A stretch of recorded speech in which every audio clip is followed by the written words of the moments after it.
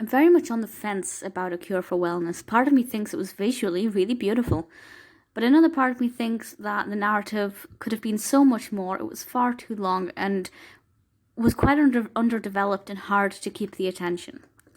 It was directed by Gore Verbinski, with a screenplay by Justin Haith, and a pretty decent cast, among whom we have Jason Isaacs and Celia Imrie as well. And the description from IMDb is as follows. An ambitious young executive is sent to retrieve his company's CEO from an idyllic but mysterious wellness centre at a remote location in the Swiss Alps, but soon suspects that the spa's treatments are not what they seem. That sounds brilliant. That sounds absolutely fantastic.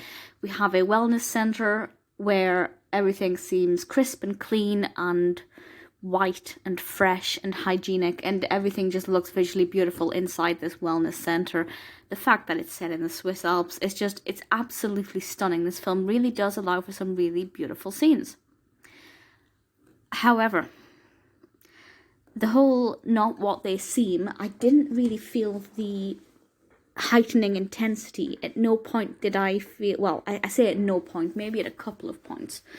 But for the most part, I didn't really feel curious about what this was. I didn't really feel that things were not as they seemed. I just felt like there was no curiosity for me to find out more, which is a shame because I absolutely love that premise, and it could have been so brilliant if it had been executed a little bit better. The cast is very good. As I said, we have some really good people in this. Mia Goth, Jason Isaacs, Celia Imrie. Very well acted. We have some interesting characters that do allow some of the actors to bring out a lot of strong acting, which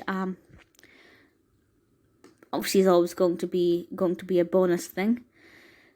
The narrative does allow them to have some decent moments. The dialogue's pretty okay. There is a little bit of suspense. There's a good use of silence, which I like, because silence to me is significantly more eerie than most sound. The location, as I said, is beautiful. The set design is exquisite. Absolutely love it.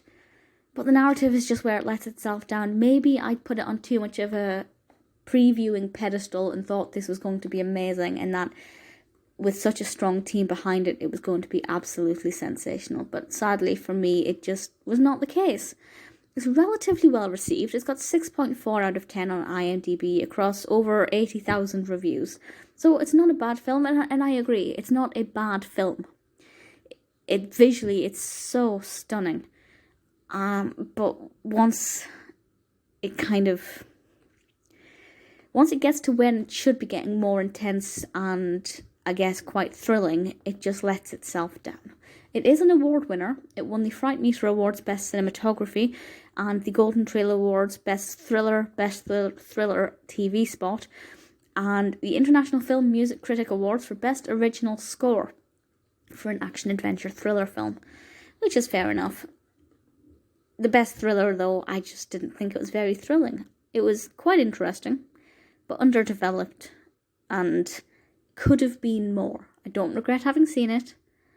I just wish it had lived up to my expectations, and sadly it did not.